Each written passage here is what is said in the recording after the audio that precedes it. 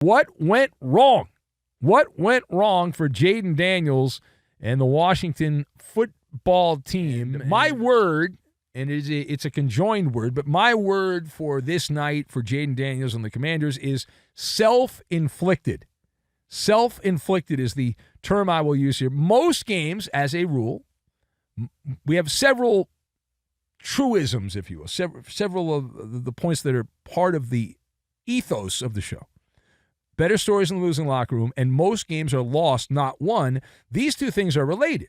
You see, the better stories in the losing locker room, because most of the time somebody effed up to cost their team the game. This is a great example of it.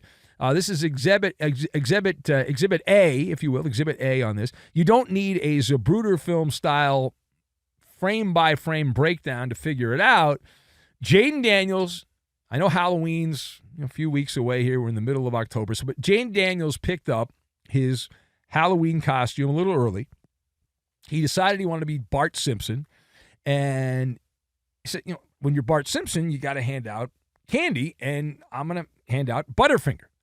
And he used his Butterfingers to give the game to the team from Chicago. Daniels out there in the rain, rainy night, and auditioning for the remake. I don't know if this is still on the air. The America's Funniest Home Videos. That used to be a thing back in the day, but is it still on?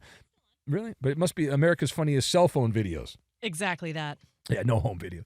But he had, Jayden Daniels, 1 interception. He had 2 fumbles, lost one of the 2 fumbles in the game. Also, his running back, Jacoby Krosky-Merritt, also fumbled on his own. So those 3 hairballs coughed up by the Washington football team, gift-wrapped 13 points. 13 points for Eugene in Chicago's Bears as they get it done. Now, they might as well have left the Amazon package on the porch, and then Washington just invites Caleb Williams to come over there and come pick it up before the Porch Pirates get it. And he picked up the package. He said, I like the package. That's a good package. And here's the thing. Chicago wasn't even that sharp. Like, this was not the most aesthetically pleasing matchup. It was not. I mean, Chicago had 9 penalties. I think they were over 80 yards in penalties.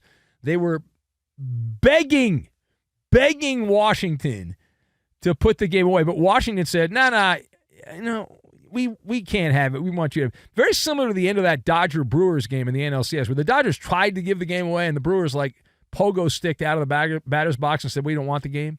And the same thing here. The magic carpet ride. It was a magic carpet ride. Can we all agree on that? It was a magic carpet ride last season.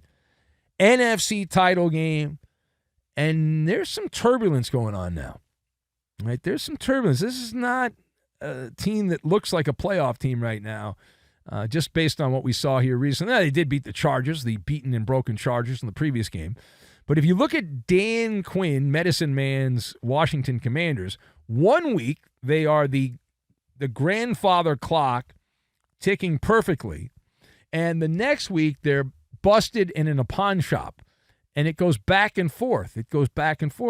And then on the other side, the Bears, they come out of the bye week. They're feeling all good about themselves, right? They win their 3rd straight game, and we were goofing on Ben Johnson earlier in the year. Some turbulence to begin the season, some behind-the-scenes drama, Rama. And now he's like, well, he could be the coach of the month. Why not? Coach of the month. All excited. So the Bears feeling good about themselves. Washington, not so much.